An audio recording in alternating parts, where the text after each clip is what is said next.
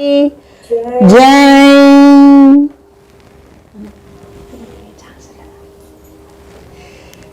அன்னையினாலே இன்றைய இணைய வழி சத்சங்கத்திலே நேரே கலந்து கொள்கிற சில சாரதையின் செல்வியரோடு இணைய வழி கலந்து கொள்கிற உங்களுக்கும் அன்பான வரவேற்பை தெரிவித்து இன்றைய சத்சங்கத்தை தொடங்குவோம். முதலிலே பிரார்த்தனை. அம்மா, இன்னருள் வேண்டுகின்றோம் எங்கள் நீதியும் தர்மமும் நிலைப்பதற்கே பொன்னவி கோயில்களும் எங்கள் பொற்புடை மாதரும் அதலையரும் அண்ணனல் அணி வயல்கள் எங்கள் ஆடுகள் மாடுகள் குதிரைகளும் இன்னவை காத்திடவே அன்னை இணை மலர் திருவடி துணை புகுந்தோ எம்முயிராசைகளும் எங்கள் இசைகளும் செயல்களும் துணிவுகளும் செம்மையுற்றிட அருள்வாய். நிந்தன் சேவடி அடைக்கலம் புகுந்து விட்டோ மும்மையின் உடைமைகளும் திருமுன்னரிட்டஞ்சரி செய்து நிற்போம். அம்மைனல் சிவசக்தி எம்மை அமரர்த்தம் நிலையினில் ஆக்கிடுவாய். நின்னருள் வேண்டுகின்றோம். ஜெய் பராசக்தி மகாமாயை கி ஜெய். அன்னை நருளாலே இந்த வார கண்ணன் பாட்டுல கண்ணம்மா என் காதலி, அதுல முதல் பாடல் காட்சி வியப்பு. அதுக்கு தன்னுடைய அனுபவங்களை பகிர்ந்து கொள்ள வந்திருப்பவர் திருமதி ஜெயசித்ரா. அம்மா நமஸ்காரம்பா. நமஸ்காரம்மா. குரு வாழ்க, குருவே துணை. இதுக்கு முன்னால நான் கண்ணன் பாட்டு பார்க்கும்போது சத்குரு, சீடன் அந்த மாதிரி இதுவா செலக்ட் பண்ணேன். இப்ப இந்த தடவை காதலி அப்படிங்கிற போது எனக்கு அவரை இந்த பாட்டு படிக்க படிக்க எனக்கு ரொம்ப வியப்பு தான் வந்தது. அதாவது கடவுளை நம்ம ஒரு உயர்ந்த நிலையிலேயே நம்ம சாதாரண வாழ்க்கையில பார்க்கும்போது ஒரு உயர்ந்த நிலையிலே தான் வைத்து நம்ம பார்த்திருக்கிறோம். ஒரு நமக்கு சங்கடங்களுக்கு வேண்டதோ இல்ல ஏதோ ஒரு உயர்நிலைக்கு போகணும்னு வேண்டதோ அப்படிதான் வச்சு பார்த்திருக்கிறோம். ஆனா பாரதியார் அப்படி பார்க்கல, எல்லாமா பார்த்திருக்கிறாரு. அது ரொம்ப எனக்கு ஒரு வியப்பா இருந்தது. அதாவது அத்வைத கோட்பாட அப்படியே அவர் அதுல அப்ளை பண்ணிருக்கிற மாதிரியே இருந்தது. அவரு காதலன், காதலி, தாய், தந்தை, அரசன், அதாவது எங்கெங்கும் எல்லாத்துலயுமே அவர் கடவுளை பார்த்திருக்கிறாரு அப்படிங்கிறது இந்த பாடல் பார்க்கும்போது எனக்கு நல்லாவே புரிஞ்சுது. அவ்வளவு இயற்கை காட்சி அவ்வளத்தையுமே அவர் பார்த்திருக்கிறாரு, கடவுளாவே பார்த்திருக்கிறாரு, கண்ணனாவே பார்த்திருக்கிறாரு. இதுல என்ன சொல்றாங்கன்னா, இது பக்தி இலக்கியத்துலதான் வருது. இந்த கண்ணன் பாட்டு அப்படிங்கிறது பக்தி இலக்கியத்துல வருது. கடவுளை பாடுற இலக்கியங்கள் எல்லாமே பக்தி இலக்கியங்கள் அப்படின்னு சொல்றோம். இதுல பல பாவங்கள்ல அவர் பார்த்திருக்கிறாரு. அதான் முதல்ல சொன்ன மாதிரி தாய், தந்தை, அரசன், சேவகன் அப்படின்னு பார்த்திருக்கிறாரு. இந்த காதலன் காதலியா பாக்குறது என்ன சொல்றாங்கன்னா மதுர பாவம் அப்படின்னு சொல்றாங்க. ஆழ்வார்கள் அந்த மாதிரி பாசுரங்கள்ல இருக்குது. நாயகன் நாயகி, அந்த மதுரபாவம்ங்கிறது நாயகன் நாயகி அப்படி பாக்குறத மதுரபாவம் அப்படின்னு சொல்றாங்க. அப்ப அந்த மாதிரி பாத்துருக்காங்க. அவங்க கூட நாயகன் நாயகியா தான் பாத்துருக்காங்க. இவர் நாயகியா கடவுளை வச்சு, கண்ணனை வச்சு இவர் நாயகனா இருந்து அதை அனுபவிச்சிருக்கிறாரு. அது ஒரு இதா இருக்கு. மோரோவர் இதுல உள்ள பாடல்கள் எல்லாமே ரொம்ப எளிமையா இருக்கு. இதுக்கு தனியா நம்ம தேட வேண்டிய பொருள் தேட வேண்டிய அவசியம் இல்லாம இருந்தது. நானும் பாடல் புக்கா தான் என்கிட்ட இருந்தது. ஆக்சுவலா பொருள் இல்ல, பாடல் புக்கா தான் இருந்தது. அப்ப நான் முதல்ல கூட யோசித்தேன், பாடல் புக்கு தானே இருக்குது, எப்படி நம்ம விளக்கம் படிக்க போறோம். ஆனா அதை உள்ள பார்த்தா ரொம்ப எளிமையா இருக்கு. எல்லாரும் புரிஞ்சுக்கொள்ற மாதிரி ஒரு எளிமையா இருக்குது. அப்புறம் இது இறைவனை உயர்நிலையில வைக்காம பொதுவா உயர்நிலையில வைத்தேதான் நம்ம பழகிருக்கோம். சின்ன பிள்ளையில இருந்தே எப்படி சொல்லுவாங்கன்னா சாமி வந்து நம்ம தப்பு செஞ்சா தண்டிச்சிடும் அப்படி உயர்ந்த நிலையிலேயே தான் வச்சு பார்த்திருக்கோம். ஆனா இதுல வந்து அப்புறம் அவர் அப்படி பார்க்கல. தன்னோட சக மனிதர்கள்ல எப்படி பழகும்போது டெய்லி பழகும்போது சக மனிதர்களை எப்படி நம்ம பழகுவோமோ அந்த மாதிரி ஒரு பாவனையில அவரு பாடியிருக்கிறாரு. அப்போ இன்னும் நெருக்கமா வர்ற மாதிரி எனக்கு தோணுச்சு. கடவுளோட இன்னும் நெருக்கம் கிடைக்கிற மாதிரி இருந்தது. நம்ம ஒரு மேல வச்சு பாக்குறத காட்டிலும் தன்னோட இருக்கிறவங்க மாதிரி நம்ம நினைக்கும் போது இன்னும் கடவுளோட நெருங்கிறதுக்கு ஒரு வாய்ப்பு கிடைக்கிற மாதிரி நான் வந்து இந்த பாட்டு பார்க்கும்போது ஃபீல் பண்ணேன். இன்னொன்னு வந்து இயற்கையை ரொம்ப ரசிச்சிருக்கிறாரு. இதுல எல்லாமே இயற்கையோட தான் ஒப்பிட்டு இருக்காரு. எதுவுமே அதை தாண்டி போகவே இல்லை. அப்போ இப்போ உள்ளவங்களுக்கு வந்து அந்த ஃபீல் கிடைக்கிறதுக்கு கொஞ்சம் சூழ்நிலைகள் ரொம்ப அமையலையோன்னு எனக்கு ஒரு ஆதங்கமுமே இந்த பாட்டை படிக்கும் போது வந்தது. இந்த காலத்துல வந்து அந்த வாய்ப்பு எல்லாருக்கும் இருக்குதா, நகரங்கள்ல இருக்கிறவங்களுக்கு வந்து அந்த வாய்ப்பு இருக்குதான்னு எனக்கு கொஞ்சம் ஆதங்கமா தான் இருந்தது. ஏன்னா பரபரப்பான சூழ்நிலைகள், அவங்களோட வாழ்வியலே கொஞ்சம் மாற்றங்கள் இருக்குது. ஆனா நான் இப்ப புதுசா ஒரு வீட்டுக்கு வந்திருக்கேன். அந்த வீட்டுல இருந்து நீங்க பாத்தீங்கன்னா டெய்லி சன்ரைஸ் பார்க்கலாம். அது வந்து காலையில பார்க்கும்போது அவ்வளவு ஒரு மனசுக்கு உற்சாகத்தை கொடுக்குது. அது நான் வந்து அது இப்போ அதுக்காகவே 5:50 5:45 எந்திரிச்சு அதை பார்த்துக்கிட்டே இருப்பேன். முதல்ல ஒரு ரெட் கலர்ல வருது, அதுக்கப்புறம் அது லைட்டா ஆரஞ்சு கலர் வருது. அப்படி அது பார்க்க அவ்வளவு மனதுக்கு ஒரு புத்துணர்ச்சி காலையிலேயே கிடைக்குது. அப்ப நம்ம வந்து ஒரு நாள் இப்போ அதை மட்டுமே பாக்குறதே அவ்வளவு ஆனந்தத்தை கொடுக்குது அப்படின்னா அவர் எல்லாத்தையுமே ரசிச்சிருக்கிறாரு. அதுவும் டு த கோர் ரசிச்சிருக்கிறாரு. அதனாலதான் அவரால் இப்படி பாட முடியுது அப்படிங்கிறது எனக்கு இப்போ நான் அதை அனுபவிக்கிறதுனால ஒரு துளியோண்டு தான். அந்த துளியோண்டு அனுபவிக்கிறதே எனக்கு வந்து ஓரளவு அவரோட மனோபாவத்துக்கு எட்ட முடியுது. அப்போ அவங்க வந்து எந்த நிலையில இருந்து இதை பாடியிருப்பாங்க அப்படிங்கிறதும் கொஞ்சம் உணர தெரியுது. ரொம்ப தெரியாட்டாலும் ஏதோ கொஞ்சம் உணர தெரியுது. அப்போ அந்த மாதிரி வந்து அந்த காலத்துல அவ்வளவு தூரம், அதாவது முதல்ல நம்ம ஆழ்வார்கள் நாயன்மார்கள் அப்படிலாம் பார்த்தாலும், இப்போ நாயன்மார்கள்லயே சுந்தரர் வந்து தோழராதான் பார்த்திருக்கிறாரு சிவபெருமான. அப்படி பார்த்தாலும் இப்ப அதுக்கு அடுத்த காலகட்டத்திலயும் அப்படி அந்த பக்தியோடையும் அந்த இதோடையும் இருந்திருக்கிறாங்க அப்படிங்கிறது வந்து ஒரு பெரிய ஆச்சரியமான இது. அதை வந்து நம்ம இன்னமும் அந்த பாடல்கள்லாம் இப்படி ஒரு வாய்ப்பு கிடைக்கும் போது படிக்கும் போது நமக்கு இன்னும் அதோட ஒரு டச் கிடைச்சுக்கிட்டே இருக்கும் அப்படிங்கிறது என்னோட ஒரு இது. இப்ப வந்து அந்த பாடல் வந்து என்ன கொடுத்திருக்காங்கன்னா அது சிங்கார ரசத்துல வருது. அந்த ரசம் அப்படிங்கும் போது சிங்கார ரசம் அற்புத ரசம் அப்படின்னு கொடுத்திருக்காங்க. எனக்கு அற்புத ரசம்னா என்னன்னு தெரியல. 2 ரசம் அப்படின்னு சொல்லியிருக்காங்க. சிங்கார ரசமும் அற்புத ரசம் அப்படின்னு சொல்லியிருக்காங்க. சுட்டும் வெளிச்சுடர்தான் கண்ணம்மா சூரிய சந்திரரோ அப்படின்னு சொல்லியிருக்காங்க. அதாவது அதுல கூட நான் திருப்பி பார்க்கும்போது சுட்டும் வெளிச்சுடர் அப்படின்னு சொல்லியிருக்காரு. அதாவது வெறுமன அந்த இதை கூட சொல்லல, இது ஒளின்னு சொல்லாம அந்த சுடர் அப்படின்னு சொல்லி இருக்கிறார். அந்த சுடர் அப்படிங்கறது நீங்க பாத்தீங்கன்னா விளக்குல வந்து ஒரு சின்ன ஒரு மெல்லிதான ஒரு கோடு மாதிரி தூரத்துல இருந்து பாத்தீங்கன்னா ஒரு கோடு மாதிரிதான் இருக்கும். கண்ணம்மா சூரிய சந்திரரோ, உங்களோட இதுல இருந்து வர்ற ஒளி வந்து சுடர் மாதிரி இருக்கு. அந்த சுடரும் எப்படி இருக்கு அப்படின்னா சூரியன் சந்திரன் மாதிரி இருக்கு. அதாவது சூரியன் வந்து ஒரு பக்கம் பாத்தீங்கன்னா அந்த வெப்பத்தோட ஹை, இந்த பக்கம் பாத்தீங்கன்னா நிலவு பாத்தீங்கன்னா குளிர்ச்சியோட இது. அப்போ அந்த 2 தன்மையுமா இருக்குது அப்படின்னு அவரு அந்த இதை வந்து சொல்லியிருக்கிறார். அடுத்தால வட்ட கரிய விழி கண்ணம்மா வான கருமை கொள்ளோ. அந்த விழி வந்து நம்ம உள்ள இருக்கிற விழி வந்து கருப்பா இருக்கும். அது வந்து என்ன சொல்றாங்கன்னா வான கருமை கொள்ளோ அப்படின்னு. அப்பதான் எனக்குமே ஒரு எண்ணம் வந்துச்சு. பொதுவா நம்ம வந்து பகல்ல பார்க்கும்போது வானம் வந்து ப்ளூவா தானே தெரியுது அப்படின்னு நான் ஒரு இது நினைச்சேன். அப்புறம் தான் பார்த்தா ஒரு இதுல ரெஃபர் பண்ணி பார்த்தா அந்த இருட்டு அது ஆக்சுவலா ஆகாயம் அப்படிங்கிறது அதை தாண்டி போனா கருமைதான். அந்த ஃபுல்லா முழுமையான கருமை தான் அது வந்து அதோட இது. நம்ம தோற்றத்துக்கு வந்து அந்த ரிஃப்ளெக்ட் ஆகும்போது உள்ள இதனாலதான் அது ப்ளூவா தெரியுது. இன்னொன்னு வெளி அப்படின்னு கடைசியா ஒரு இதை சொல்றாங்க, கடவுளோட ஒரு நிலையா சொல்றாங்க. அது வந்து கருமைதான் அப்படின்னு சொல்றாங்க. அந்த தத்துவம் பஞ்சபூத தத்துவங்கள்ல நிலம் நீர் காற்று நெருப்பு அப்படி ஆகாயம் சொல்லும் போது அந்த இடத்துல வந்து கருமைதான். அப்ப வந்து அவர் ஒவ்வொரு இதுலயும் கடவுளையும் அதுல ஒப்பிட்டு கொண்டு வந்திருக்கிறாரு. அதான் வட்ட கரிய வெளி கண்ணம்மா வான கருமை கொள்ளோ அப்படின்னு சொல்லியிருக்காரு. தென் பட்டு கருநீல புடவை பதித்த நல்வயிரம் அப்படின்னு சொல்லியிருக்காரு. அதாவது நட்ட நடுநிசையை தெரியும் நட்சத்திரங்கள் அடி அப்படின்னு இருக்காரு.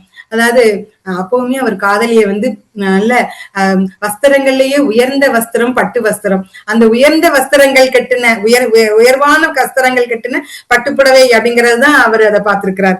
அதுல வந்து என்ன சொல்ற கருநீல புடவை, அதுலயே அவர் கண்ணனுக்கு உள்ள நிலம் நில நம்ம இது வண்ணமா பாக்குறது வந்து நீளத்தை தான் சொல்லுவாங்க. அவரு இதை போடும்போது அந்த நீளத்தை தான் அங்கேயும் கொண்டு வந்திருக்காரு. கருநீல புடவை, நட்ட நடுநிசையில் தெரியும் நட்சத்திரங்கள் அடி அப்படிங்க. நட்சத்திரம் அது நீங்க ஸ்டார் வந்து இப்படி மின்னும், நல்ல அந்த வைரங்கள் மின்ற மாதிரி மின்னுது. ஆனா இப்போ என்னவோ இந்த மெட்ராஸ் ஊர்ல எல்லாம் பாத்தீங்கன்னா நிறைய வெளிச்சம் இருக்கிறதுனாலயோ என்னவோ நட்சத்திரங்களையே பார்க்க முடியல. ஆனா ஒரு காலத்துல சின்ன பிள்ளையாவோ அல்லது திருநெல்வேலியில இருக்கிற வரைக்குமே நட்சத்திரங்களை பார்த்திருக்கோம். இங்க வந்து ரொம்ப லைட் வெளிச்சம் ரொம்ப டாமினேட் பண்றதுனால நட்சத்திரங்களே பார்க்க முடியல. என் பிள்ளைங்க அப்படிதான் நினைப்பேன். பிள்ளைங்க எல்லாம் நவையாம அடிக்கடி பார்த்து சொல்லுவேன், நாங்கெல்லாம் நட்சத்திரங்களை நிறைய பார்த்திருக்கோம், இப்ப நட்சத்திரங்களே பார்க்கவே முடியல இங்க அப்படின்னு நான் நினைச்சிருக்கேன். அது வந்து அவர் நட்சத்திரங்கள் அடி அப்படின்னு அவர் சொல்லியிருக்காரு. சோலை மலரொலியோ உனது சுந்தர புன்னகைதான். அதாவது மலர் வந்து எவ்வளவு மென்மையானதோ அவ்வளவு தூரம் அது வந்து காலையில அந்த மலரோட இத பார்த்தோம்னா அந்த சூரிய ஒளியில அது பட்டும்போது ஒரு ஒரு ஒரு ஒரு ஒரு என்ன சொல்றது, அது ஒரு ஃபிளவரிஷ் ஆகுறது நல்ல நமக்கு தெரியும். காலையில பார்க்கும்போது அது ஒரு விரிஞ்சு விரியாமலும் அப்படி ஒரு இது இருக்கும். அந்த ஒளிக்கு நிகர் அதுல வந்து ஒரு அந்த சூரிய ஒளி பட்டு ஒரு ஒளி வர்ற மாதிரி அதுல கிடைக்கிற மாதிரி இருக்கும். அந்த ஒளிக்கு சொல்றாரு, அந்த மலரோட ஒளிக்கு நிகரா வந்து சுந்தர புன்னகை, அந்த இந்த புன்னகையை வந்து அவர் ஒப்பிடுறாரு. அப்புறம் நீல கடலலையே உனது நெஞ்சின் அலைகள் அடி. நீல கடலையே அதாவது எல்லாத்துலயுமே அவர் அந்த கண்ணன் எனக்கு தோணுச்சு, அந்த கண்ணனோட இதை ஒப்பிட்டுக்கிட்டே இருக்கிறாரு அப்படின்னு தோணுச்சு. நீல கடலலையோ உனது நெஞ்சில் அலைகள் அடி. அதாவது கடல்ல வந்து அலைகள் வந்து நிறைய வந்துகிட்டே இருக்கும், அதே மாதிரி உன்னோட நெஞ்சில வந்து அலைகள் வருது, என்னை பற்றி அலைகள் வருது அப்படின்னு சொல்ற மாதிரி நான் என் மனசுக்கு நினைச்சுக்கிட்டேன் அப்படி சொல்றாரு. அப்புறம் கோல குயிலின் ஓசை உனது குரலின் இனிமை அடி அப்படின்னு சொல்லியிருக்காரு. குயில் ஓசை வந்து நம்ம எல்லா ஓசைகளையும் குயில் ஓசை வந்து ரொம்ப அந்த ஓசையை வந்து ரொம்ப உயர்வா சொல்லுவாங்க. அத கூட நம்ம இதுல கூட கூவின பூங்குயில் அப்படின்னு ஒரு இது கூட உண்டு. கூவின பூங்குயில் அப்படின்னு அந்த இதுல கூட பூங்குயில் அந்த குயில தான் அத சொல்லியிருக்கிறாங்க பள்ளிய அந்த இது கடவுளை எழுப்புற பாட்டுல. அப்ப அந்த இது மாதிரி அதனால அந்த குயிலின் ஓசை, அதாவது எல்லா இதுலயும் மேம்பாடா உள்ள இது எது உண்டோ அதையே அவர் வந்து அதுக்கு ஓமையா எடுத்திருக்கிறார். குயிலோசை உனது குரல், அவரோட குரலினோட இனிமை வந்து அந்த இதுக்கு எடுத்துக்காட்டா எடுத்திருக்காரு. தென் வாழை குமரியடி கண்ணம்மா மருவ காதல் கொண்டேன். வாழைக்குமரி அப்படிங்கிறது வந்து ஒரு குமரி பருவத்துல உள்ளவங்களதான். பெண்களுக்கு நிறைய பருவம் உண்டு, அதுல ஒரு பருவம் வந்து குமரி அப்படிங்கிறது. அதுலயுமே எனக்கு என்ன தோணுச்சு அப்படின்னா, அவர் பொதுவா இன்னொரு இதாவும் அவரை சொல்றது உண்டு, அவர் வெறும் கவிஞர் மட்டுமல்ல, அவர் ஒரு யோகி அப்படின்னும் நிறைய இடங்கள்ல சொல்லியிருக்காங்க. அப்போ யோகியர்களுக்கு அன்னையா இருக்கிறவர் வந்து வாழை அப்படின்னு சொல்லுவாங்க. அப்ப அந்த அன்னையா அவரு நினைச்சிருக்காரு. வாழை குமரியடி கண்ணம்மா மருவ காதல் கொண்டேன், அந்த இதுல வந்து உன்னை பார்த்து காதல் கொண்டேன் அப்படின்னு. இந்த இடத்துல காதல் கொண்டேன் அப்படிங்கிறது வந்து என்னவா எடுக்கிறாங்கன்னா, ஒரு ஆன்மா வந்து இறைவனை தேடும் காதல் உணர்வினை, அதுதான் இந்த இடத்துல அவர் உள்பொதிவா அவர் சொல்லியிருக்கிறது வந்து இறைவனை அடைகிறதுக்கு ஒரு ஆன்மா கொண்டிருக்கிற தியாகம், அதைத்தான் அவர் வந்து இதுல வந்து பயன்படுத்தி இருக்கிறாரு காதல்ங்கிற வார்த்தையா. காதல் கொண்டேன் சாத்திரம் பேசுகிறாய் கண்ணம்மா, சாத்திரம் ஏதுக்கடி அப்படின்னு.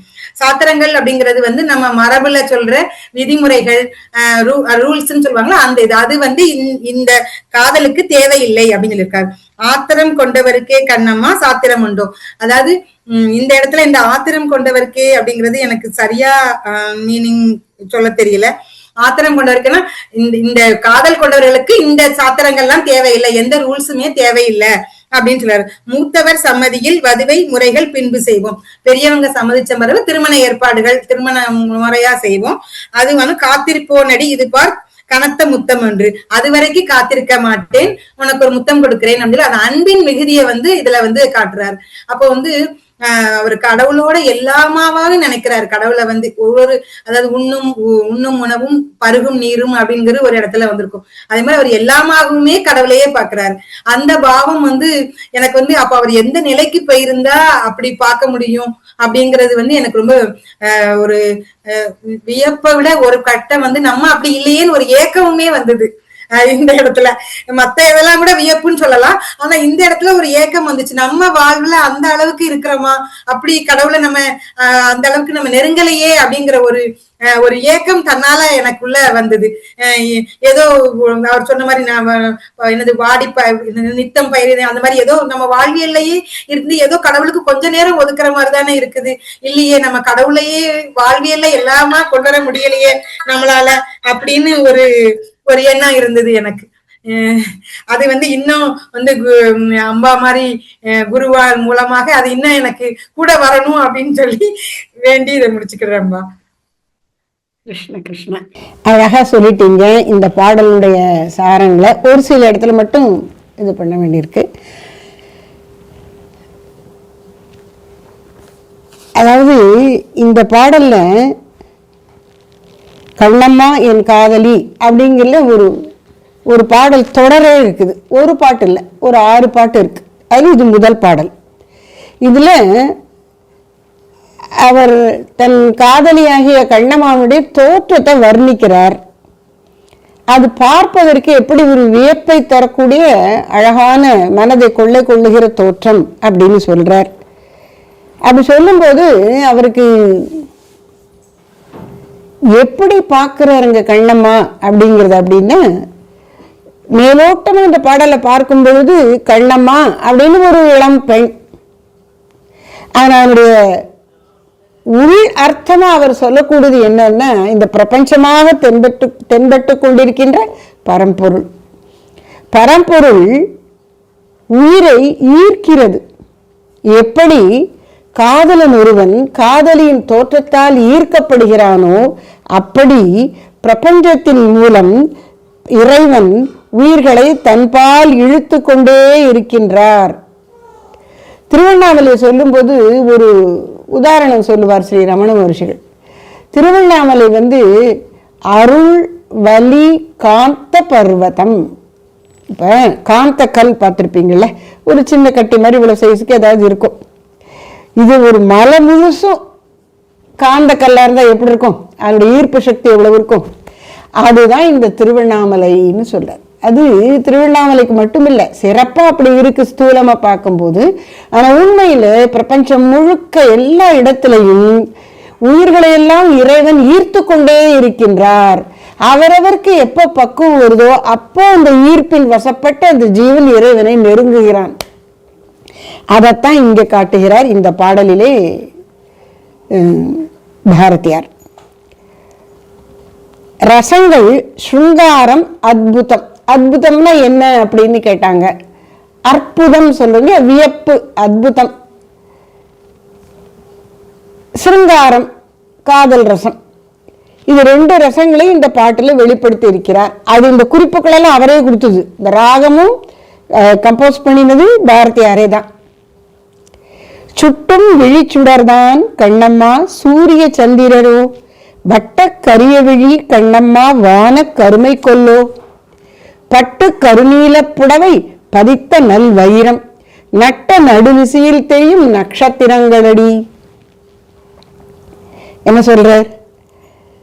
கண்ணம்மாவுடைய அந்த கண்ணை பார்த்த உடனே இவருடைய கவிதை அந்த மேதா சக்தியெல்லாம் கவிதா சக்தியெல்லாம் ரொம்ப விகசித்து வெளிப்படுகிறது. அவர் சொல்ற சுட்டும் விழி சுடர்தான். அவங்க சொன்ன மாதிரி இப்போ நம்ம ஒரு பக்கம் நின்று பேசிட்டு இருக்கும்போது எதிர்த்த பக்கத்துல இருந்து ஒரு தாங்கக்கூடிய அளவுல வெளிச்சம் வரும்போது நம்ம கண்ணில் பட்டது சிதறும். அந்த டால் அடிக்கிறதுன்னு சொல்லுவோம். அந்த கண்ணில் பட்டு தெரிக்கக்கூடிய அந்த ஒளிக்கு சம்ஸ்கிருதத்துல லாவண்யம்னு பேர். லாவண்யா அப்படின்னு பேர் வைக்கிறாங்க இல்லையா. லாவண்யான ஒளிச்சிதறல் அப்படின்னு அர்த்தம். ஒண்ணு மேல பட்டு அது ரிஃப்ளெக்ட் ஆகுது. அந்த ரிஃப்ளெக்டட் லைட்டுக்கு பேர் லாவண்யா. அப்படி இவ கண்ணில் அந்த ஒளி தெரிகிறதா. சுட்டும் விழி சுடர்தான் கண்ணம்மா சூரிய சந்திரரோ. உன் கண்ணை பார்த்தா இது ஏதோ ஒரு மானுட கண்ணு மட்டுமா எனக்கு தோணல, சூரியனும் சந்திரனுமே உனக்கு கண்ணாக இருக்கிறார்கள். இங்கேதான் ஒரு முதல்ல ஆரம்பிக்கும் பொழுது சுட்டும் விழிச்சுடதான் கண்ணம்மா அப்படிங்கும்போது ஒரு கண்ணம்மாங்கிற ஒரு இளம் பெண்ணை சொல்வது போல இருக்கு. சூரிய சந்திரரோ அப்படின்ன உடனே அங்க நமக்கு தெரிகிறது அவர் சொல்லுவது இந்த சாதாரண ஒரு மானுட பெண்ணை அல்ல, பிரபஞ்சத்தையே, அன்னை பராசக்தியையே, இயற்கை தாயையே அங்கு காணுகின்றார். அப்போ அவருடைய கண் என்ன? சூரியன் சந்திரன். நம்முடைய சாஸ்திரங்கள் எல்லாத்திலையுமே, பக்தி இலக்கியங்கள் எல்லாத்திலையுமே இறைவனுடைய கண்களை சொல்லும் போது சூரிய சந்திரன் தான் அந்த கண்ணுங்கிறது. இடது கண்ணும் சந்திரன், வலது கண்ணும் சூரியன், சிவவாக்கியர் பாட்டுல வருது இல்லையா, எல்லா இடத்துலையும் வரும். அது மாதிரி நெற்றிக்கண் தான் அக்னி. அதுதான் சிவபெருமான் முக்கண் கனி அப்படின்னு அவர் சொல்ற. முக்கண்ணனாகி சிவபெருமான்ங்கிற மாதிரி தெய்வத்துக்கே கண்ணுன்னு சொன்னாலே சூரிய சந்திரர்கள். நம்ம உடம்புல கூட என்ன சொல்றாங்கன்னா, நாடிகளை பார்க்கும் பொழுது இடது பக்கம் சந்திர நாடி, வலது பக்கம் சூரிய நாடி. சூரிய நாடிங்கிறது உடம்புக்கு உஷ்ணத்தை கொடுக்கும், சந்திர நாடிங்கிறது உடம்புக்கு குளிர்ச்சியை கொடுக்கும். நமக்கு இப்ப சளி தொந்தரவு இருக்குன்னா நம்ம இடது மூக்கு அடிச்சுட்டு வலது மூக்கால ரொம்ப சுவாசிச்சுக்கிட்டே இருந்தோம்னா ஒரு உஷ்ணம் ஏற்பட்டு அந்த சளி தொந்தரவு குறையும். ரொம்ப வறட்சியா இருக்குன்னா வலது மூக்கு அடைச்சிக்கிட்டு இடது நாசியால சுவாசிச்சோம்னா கொஞ்ச நேரத்துக்கு ஒரு குளிர்ச்சி அந்த வறட்சி நீங்கும். இப்படிலாம் இருக்கு. அப்ப இடது கண் சந்திரன், வலது கண் சூரியன் என்று சொல்லுகின்றார்கள். அந்த கருத்தை எடுத்துக்கொண்டு இங்க சொல்றார், சுட்டும் விழி சுடர்தான் கண்ணம்மா சூரிய சந்திரரோ.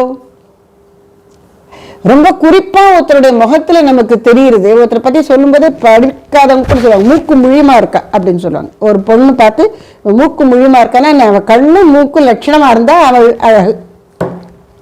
அது மாதிரி அந்த விழியத்தான் முதல்ல சொல்றார்.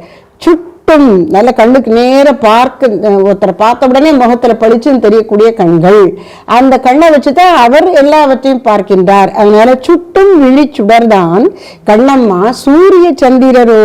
அப்புறம் வட்ட கரிய விழி கண்ணம்மா வான கருமை கொல்லோ.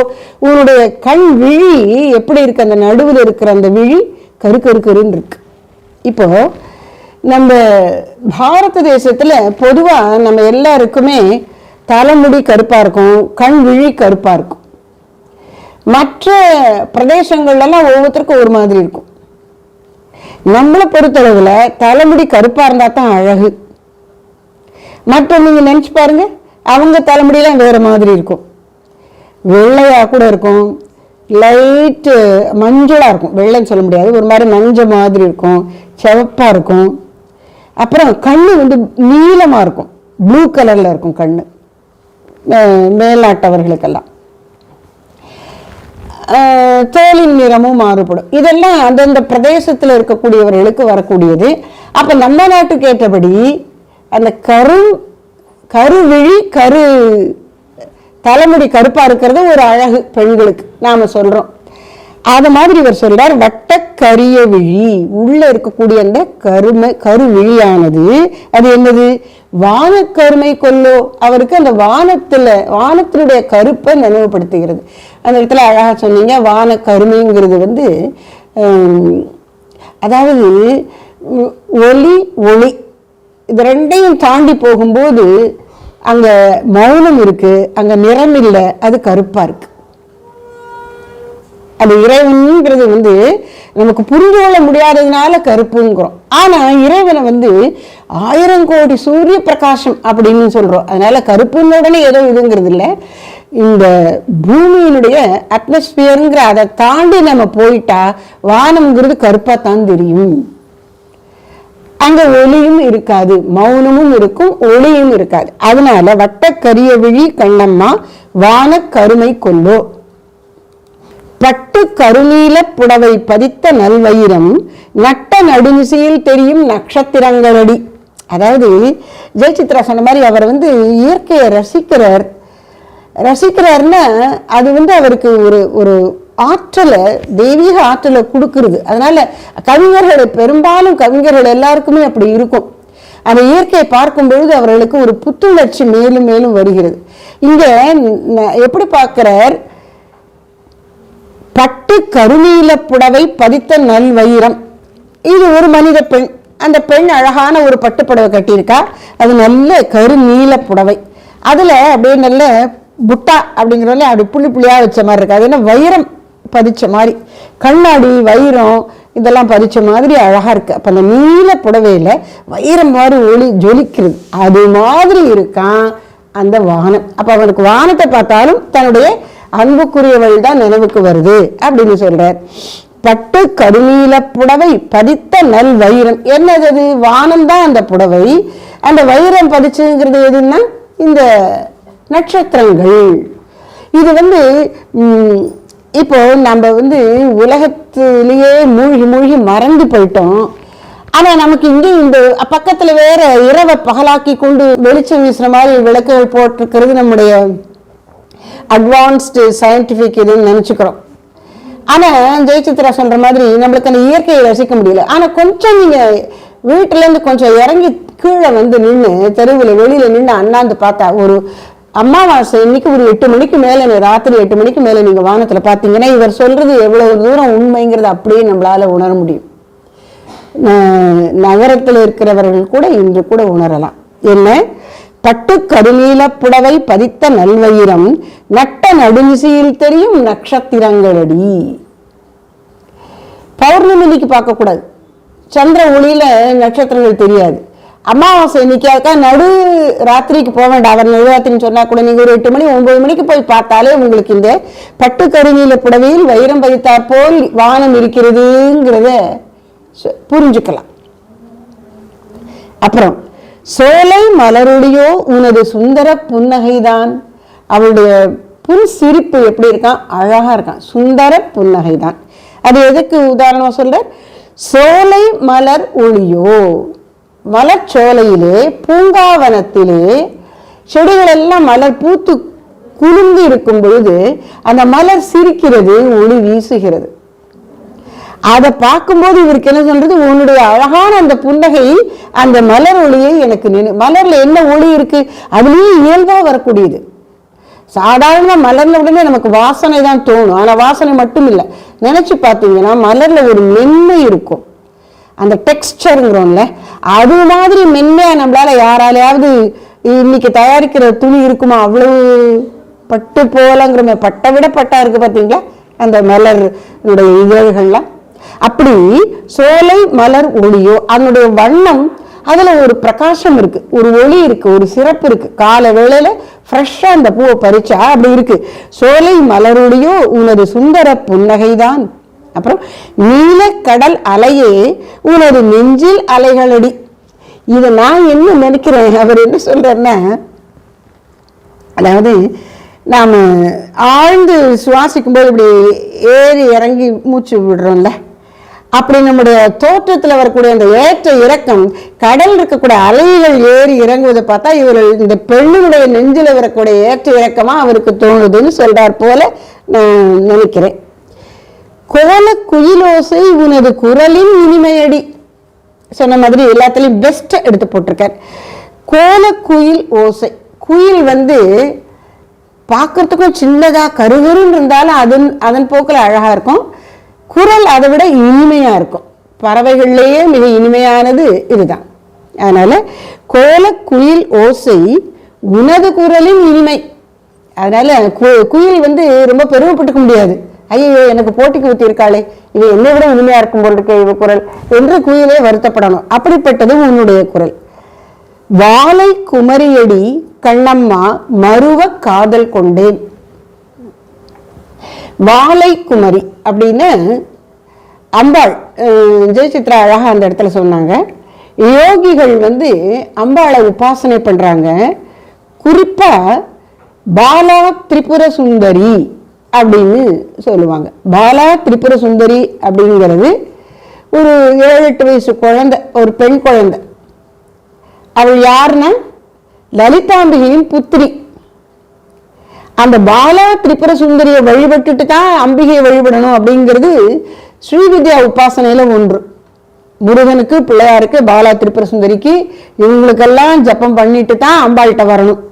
பாலா திரிபுர சுந்தரியவே முழுக்க முழுக்க ஜப்பத்துக்கும் உபாசனைக்கு வச்சுக்கக்கூடிய யோகிகள் இருக்காங்க.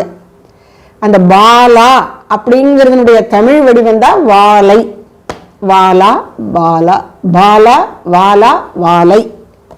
ராதா ராதை, சீதா சீதை, மாலா மாலை. அது மாதிரி பாலா அப்படிங்கிறத வாலா வாலை.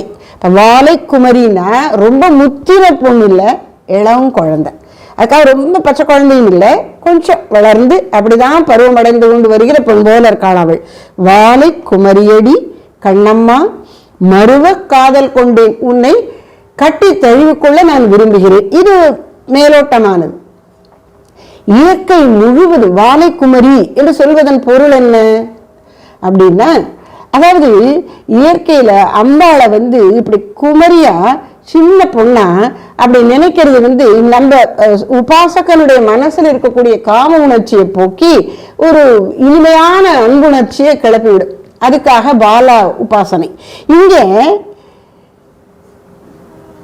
வாலை குமரியடி கண்ணம்மா மருவ காதல் கொண்டேன் அப்படின்னு ஏன் சொல்றார் அப்படின்னா, இயற்கை முழுவதும் இருக்கக்கூடிய இறைவனின் அந்த இறைத்தன்மையை உணரும் பொழுது தான் வேறு, இறைவன் வேறு, இறைவி வேறு, இந்த பிரகிருதி வேறுங்கிற அந்த வேறுபாடு இல்லாமல் நான் உன்னோடு ஒன்றித்து விட விரும்புகிறேன். அதான் அதுக்கு அர்த்தம். மருவ காதல் கொண்டேன் அப்படிங்கிறதுக்கு என்ன அர்த்தம் அப்படின்னா, பிரபஞ்சமாக வெளிப்பட்டு கொண்டிருக்கின்ற பெரிய பொருளே, அந்த பிரபஞ்சத்துக்கு அப்பாலும் இருக்கக்கூடிய இறைவா, உன்னோடு நான் ஒன்றிக்க விழைகிறேன். ஒன்னிலிருந்து நான் வேறுபட்டவனாக என்னை உணரக்கூடிய இந்த தன்மையை மாற்றி அருளுக அப்படின்னு தான் அவர் பிரார்த்திக்கின்றார். மருவ காதல் கொண்டேன். சரி, அப்போ இறைவனோடு அப்படி ஒன்றிக்கணும்னு சொன்னா அதுக்கு உனக்கு தகுதி வேணுமே அப்படின்னு சொல்லுவாங்க. ஏன் அப்படின்னா, இப்ப ஏன் நம்மால இறைவனோட ஒன்றிக்க முடியல? நம்ம இப்ப இறைவனுக்குள்ளதான் இருக்கோம். யார் எங்க இருந்தாலும் இப்போ ஒரு வீட்டுக்குள்ள இருக்கோம் அப்படின்னு சொல்றோம்ல, அது மாதிரி இந்த நம்ம வீடு இந்த தெருவில் இருக்கு, இந்த தெரு இந்த ஊர்ல இருக்கு, இந்த ஊர் இங்க இருக்கு, இந்த ஊர் தமிழ்நாட்டில் இருக்கு, தமிழ்நாடு தென்னிந்தியா, தென்னிந்தியா இந்தியாவில் இருக்கு, இந்தியா ஆசியாவில் இருக்கு, ஆசியா உலகத்துல இருக்கு, உலகம் எங்க இருக்கு அப்படின்னு பார்த்தா உலகம் மட்டும் இல்லை, எல்லா அந்த கோலங்கள்ல ராத்திரியில நம்ம பார்க்கக்கூடிய அந்த எண்ணற்ற நட்சத்திரங்களும் கோள்களும் இவையெல்லாம் அண்ட சராச்சரங்கள் அனைத்தும் இந்த பிரபஞ்சத்துக்குள்ளே அம்பாளுக்குள்ளதான் இருக்கு. அப்போ இது எல்லாம் அம்பாளத்தான் இருக்குன்னு, அப்ப நாமளும் அம்பாளுக்குள்ளதான் இருக்கோம். ஆனாலும் அதை உணராம இருக்கோம் இல்லையா? அதுக்கு காரணம் என்ன? ஓன்ட்டே இருக்கக்கூடிய அறியாமையப்பா. அவர் என்ன சொல்றார்? அப்பா நான் உன்னோட ஒன்னாயிடணும் அப்படிங்கிறார். ஒன்னா இருந்துன்னா சீக்கிரம் நடந்துடாதுப்பா, உன்கிட்ட நிறைய இந்த குறை இருக்கு, அந்த குறை இருக்கு, அதெல்லாம் சரி பண்ணி கொண்டு வா அப்படின்னு இறைவன் சொல்றாராம். அதைத்தான் இங்க சாத்திரம் பேசாதே. அதாவது இப்ப மேலோட்டமா எப்படி இவர் காதலியை பார்த்து இவர் உள்ளம் கவரப்பட்டு அவர் சொல்றார், இந்த பேர் கல்யாணம் எல்லாம் பெரியவங்க சொல்லும்போது பண்ணிக்கலாம், அதுக்கு முன்னாடி நாம சந்தோஷமா இருந்துருவோம் அப்படின்னு ரொம்ப அடாவடியா சொல்ற மாதிரி இருக்கு. கருத்து என்னன்னா, இந்த ஜீவனுக்கு இறைவன் மீது கொள்ளுகிற அந்த காதல் பெருகும் பொழுது உன்னோடு நான் ஒன்றித்து விட வேண்டும் என்கிற ஆர்வம் வருகிறது. அப்போ குருவாக இருந்து சாஸ்திரங்கள் மூலமும் குரு மூலமும் இறைவன் உணர்த்துகிறார், அப்பனே அது நல்லதுதான், அதுதான் முடிவில் நடக்கணும், நீ என்கிட்ட தான் வரணும், ஆனா அதுக்கு இன்னும் குறைகள் தடைகள்லாம் உன்கிட்ட இருக்குப்பா அப்படின்னு சொல்றார். அதுதான் சொல்றார், சாத்திரம் பேசுகிறாய் கண்ணம்மா, உன்னை கட்டி தழுவிக்கொள்ள நான் ஆசைப்படுகிறேன். உடனே அதெல்லாம் வேண்டாம், கல்யாணத்துக்கு அப்புறம் அதெல்லாம் பார்த்துக்கலாம் அப்படின்னு இந்த பொண்ணு சொல்றாளாம். அதெல்லாம் தெரியல. சாத்திரம் பேசுகிறாய் கண்ணம்மா, சாத்திரம் ஏதுக்கடி, எதுக்கு என்கிட்ட இதெல்லாம் பேசுற, நம்ம அன்பை மட்டும் பாரு அப்படிங்கிறார். ஆத்திரம் கொண்டவர்க்கே கண்ணம்மா சாத்திரம் உண்டோடி. ஆத்திரம்னு ஒரு உணர்ச்சி வேகம், பேஷன், அவசரம், ஆத்திர அவசரத்துக்கு அப்படிங்கிறோம். அந்த மாதிரி ஒரு வேகமான உணர்ச்சி இருக்கும் பொழுது நீ சாத்திரம்னு சொல்லி பிரேக் போட முடியாது அப்படிங்கிறார். ஆத்திரம் கொண்டவர்க்கே கண்ணம்மா சாத்திரம் உண்டோடி.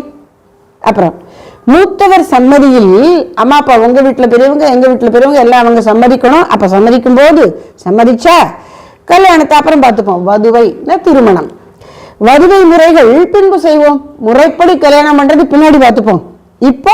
இப்ப நீ காத்திருக்க சொல்லாத, காத்திருப்பேனோடி.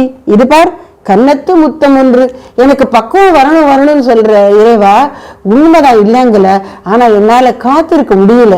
எங்கும் இருக்கின்ற உன்னை நான் உணர மறுத்து இந்த உலகை உலகாக பார்த்து கொண்டு உன்னில் வேறாய் என்னை நான் வைத்துக் கொள்ளுகிறேனே, இது எனக்கு வேண்டாம் என்று இந்த உயிர் ஏங்கி துடிப்பதாக இந்த பாடல் அழகாக அமைந்துள்ளது. இதுல இந்த அற்புதம்ங்கிறது எதை குறிக்கிறது அப்படின்னா, இயற்கைங்கிற வடிவில் இறைவன் தென்பட்டுக் கொண்டிருக்கிறார் இல்லையா, அதை பார்த்து பார்த்து வரக்கூடிய வியப்பு. நீங்க சொன்னீங்க இல்லையா, நான் வந்து சூரியனை பார்க்கறதுக்காகவே, சூரியத்தை பார்க்கறதுக்காகவே காலையில சீக்கிரம் வெளியில வந்து நிற்கிறேன் அப்படின்னு. அதை அடிக்கடி பண்ணுவார் பாரதியார். அதுவும் பாண்டிச்சேரியில புதுச்சேரியில இருந்த பொழுது கடற்கரைக்கு போய் உட்கார்ந்து கொண்டு விடுவார், பார்த்து கொண்டே இருப்பார். நீங்க அடுத்த பாட்டுல கூட சொல்ல போற, கண்ணம்மா என் காதலியில கடற்கரையில இருக்கிற மாதிரி எல்லாம் சொல்லுவார். அப்படி கடற்கரையில இருந்து அப்புறம் சூரியனை பார்த்து பார்த்து ஒரு வசன கவிதையிலன்னு நினைக்கிறேன், அவ சொல்ற,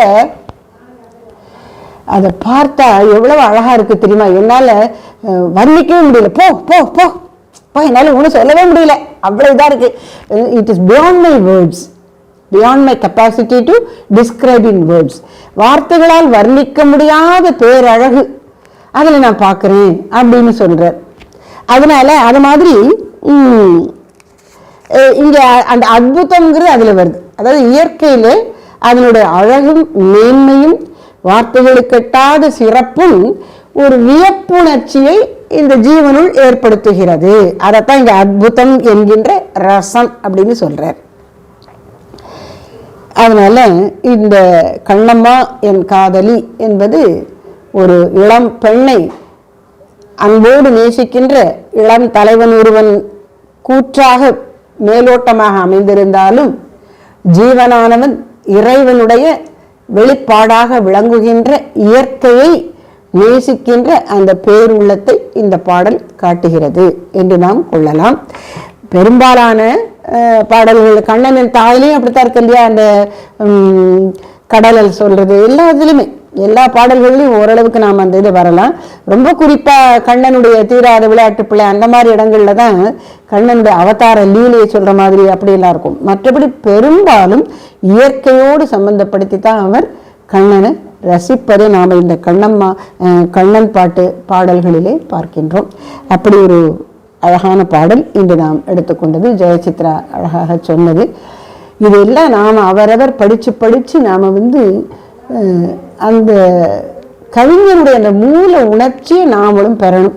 நீங்க ஏக்கமா இருக்குன்னு சொன்னீங்க இல்லையா, அது வேணும். அந்த ஏக்கத்தை கொடுத்தா அவருடைய கவிதை வெற்றி பெற்று விட்டது அப்படின்னு அர்த்தம். அவரை மாதிரி நான் இல்லையே அப்படின்னு நாம நினைக்கணும். ஆனா இதை 10 தரம் படிச்சீங்கன்னா நீங்க இன்னும் கொஞ்சம் நெருங்கி போயிடுவீங்க, அந்த ஏக்கம் உங்களுக்கு குறைஞ்சிரும். அதுக்கப்புறம் நீங்க இயற்கையை பார்க்கும்போது நீங்க ஒரு குட்டி பாரதியார் ஆயிடுவீங்க.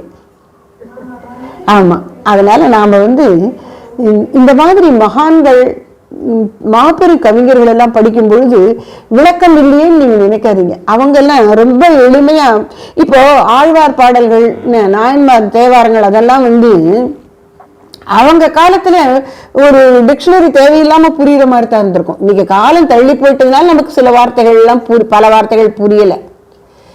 அவங்களுக்கு அவங்க காலத்துல அது வந்து அப்படியே கேட்க கேட்க அப்படியே புரிஞ்சு உணர்ச்சி அப்படி பக்தி ரசத்துல தூக்கி கொண்டு போற மாதிரி தான் இருந்திருக்கும். அதனால பெரும்பாலும் மகான்கள்லாம் எளிமையாத்தான் சொல்லி இருப்பாங்க, அப்படியே நேரடியா நம்ம உள்ளத்தை அது தொடும். அதனால அதுல குறிப்பா பாரதியார் ரொம்ப சிறப்பு. ஏன்னா அவருக்கு அப்புறம் அந்த எளிமைய யாரோ ஒரு கவிஞன் தியாகம் பண்ணி ரொம்ப சிறப்பான வார்த்தை ஜாலங்கள் போட்டு பண்றேன்னு சொன்னானா அவனுக்கெல்லாம் மதிப்பு இல்லைன்னு ஆயிடுச்சு.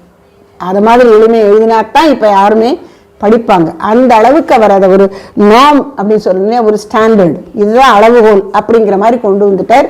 அப்படி ஒரு உள்ளத்தை தொடக்கூடிய எளிமை அவருடைய பாடல்களிலே நம்ம பார்க்கிறோம். ஆனா அவர் வந்து அவர் சொல்ல நானும் ஒரு சித்தன் அப்படிங்கிறார். நீங்க சொன்னீங்க இல்லையா, அவரே ஒரு சித்தர், அது அவருக்கே தெரியுது. அப்படி இருக்கிறதுனால அவர் அவ்வளவு தூரத்துக்கு அவர் வந்து ஞானியாகவும் பக்தனாகவும் சித்தராகவும் இருக்கிறதுனால அந்த தன்மைகள்லாம் அந்த பாடல்ல வராம இருக்காது. அதுதான் நமக்கு அதுல கிடைக்கக்கூடிய பொக்கிஷம். அதனால அதெல்லாம் ரசிச்சு ரசிச்சு நாம் அதை ஏற்றுக்கொள்ளணும். ஒரு பெரிய கடல், அது பார்க்கடல், யார் வேணாலும் அள்ளிட்டு போகலாம் அப்படிங்கிறாங்க. அப்ப அவரவர் ஒரு டேங்கர் லாரி வேணாலும் கொண்டு வந்துக்கலாம். ஆனா லாரி தானே நம்ம அள்ளிட்டு போவோம், அதுக்கப்புறம் அது கடலாவே நிறைவாவே இருக்கு. அப்படி அவருடைய அந்த மகான்களுடைய வார்த்தைகள்லாம் அப்படி கடல் போல அமிர்த சாகரமாக இருக்கின்றன. நாம நம்முடைய உள்ளம் கொண்டு மட்டும் அள்ளிக்கொள்ளுவோம். जय पराशक्ति महामाई की जय।